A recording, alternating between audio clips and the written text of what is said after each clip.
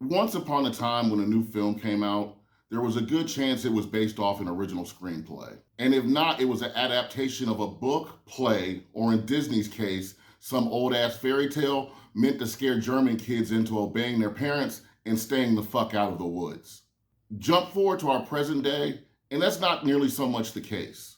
As cinema has become more expensive to make due to higher production costs and flat out greed, film companies are much more reserved when it comes to taking chances with totally new or at least untested ideas. It should also not be ignored that greed and laziness go hand in hand.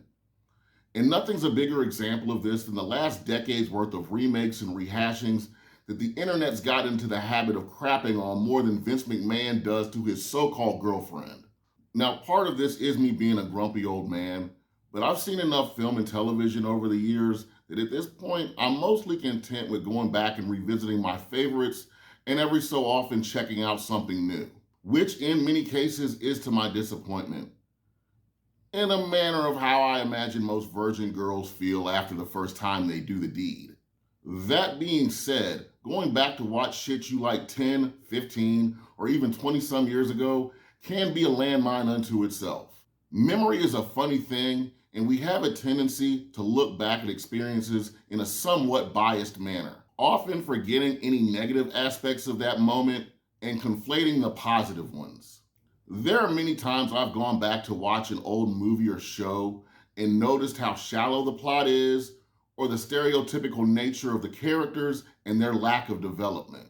Or sometimes it's some subtle sexist or racist shit I didn't pick up on due to my youthful inexperience. That's not saying racism or sexism shouldn't be portrayed on TV and film, because it should, but I think we've all seen stuff that will make a motherfucker cringe. So while it is fun to rip apart new visual media, I think there is something to be said about taking a relook at past hits and teabagging them, which is what this channel is going to lean into a bit from now on. The Crow was one of those films I never got around to watching, but was very aware of due to its popularity and all the controversy surrounding its production, which I will discuss later.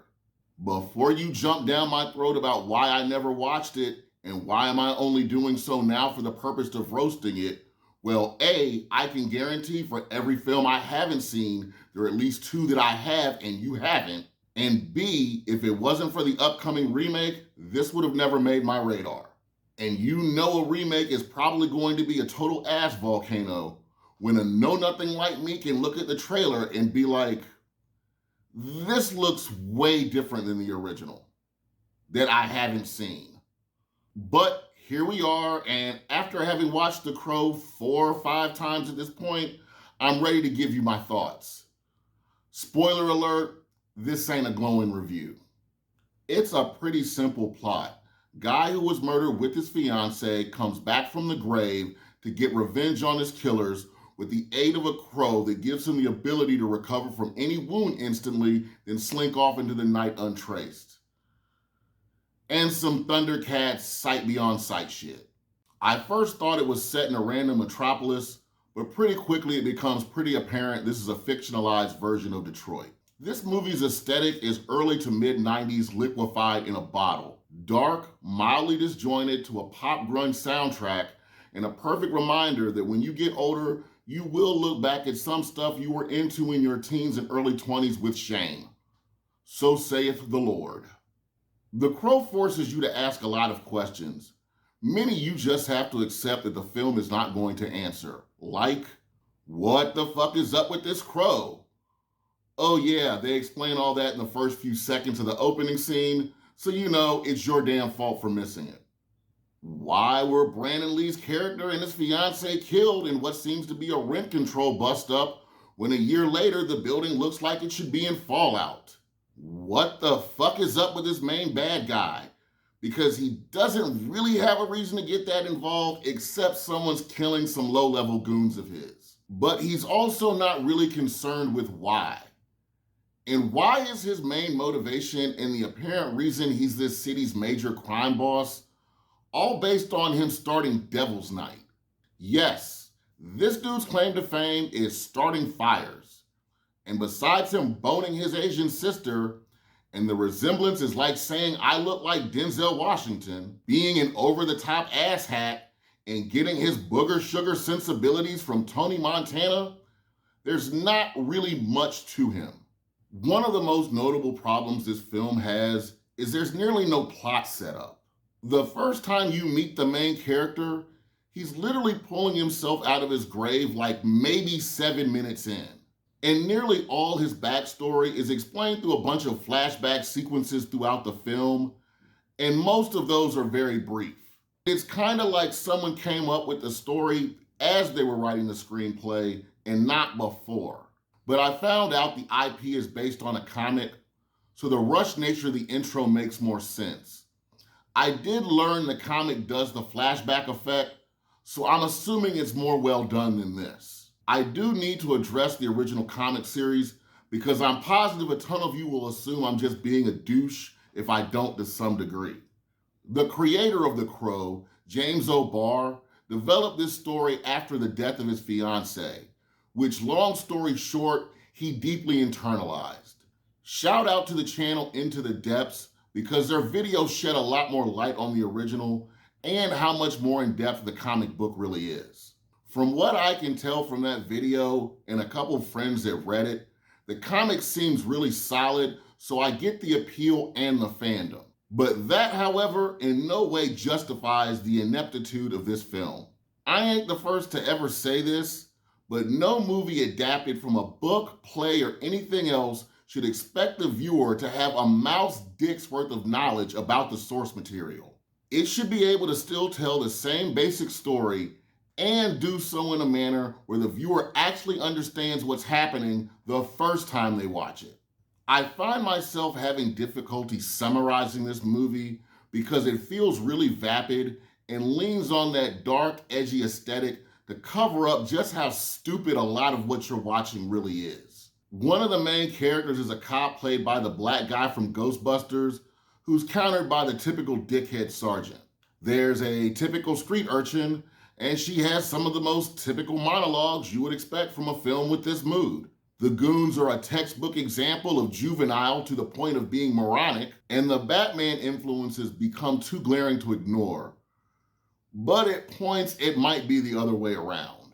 There's also this weird-ass Jesus-like junkie stigmata scene that I won't show and you have to see to believe, but it really adds to the what the fuck feeling this film gives you. This is clearly something that comes off better in the comic, and a reminder that not everything is going to translate as well as you think it will. And as shitty as this is to say, because I know how difficult it is to create a well-crafted story, this film thinks it's clever, but it's not, with its brief glimpses of things that attempt to flesh out the plot.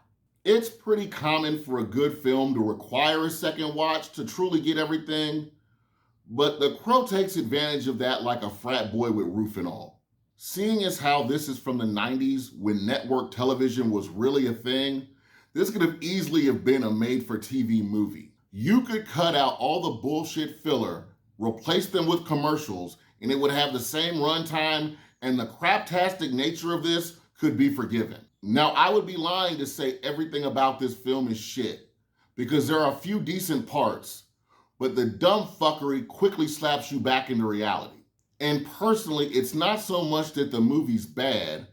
I mean, it is, but it's one of those films where I know I got a couple friends that love it, and I never could have watched it with them the first time I saw it, because what the holy hell is this bukkake look would be painted all over my face. Pun intended. The ending is the definition of anticlimactic. Yup, the bad guys are all dead and Brandon Lee's character can rest in peace. And the urchin ends the film with one of those monologues I mentioned that barely ties into what happened in the damn movie. Big old bag of meh. That being said, I do want to see what the original comic's like if I ever get the chance. I also kind of want to see the sequels and the TV show based off of this, but for different reasons. I do have to mention the star of the film, the late Brandon Lee, son of the martial arts icon, the late Bruce Lee. The Crow was Brandon's breakout role, but unfortunately he was killed during filming involving an accident with prop rounds where he was shot, in a manner similar to what might get Alec Baldwin put away for voluntary manslaughter. From what I've researched, the scene where he was killed was also the scene that portrays his character getting killed before later getting resurrected by the Crow. Now, part of me wants to be like, oh, that's why this character's explanation is so disjointed.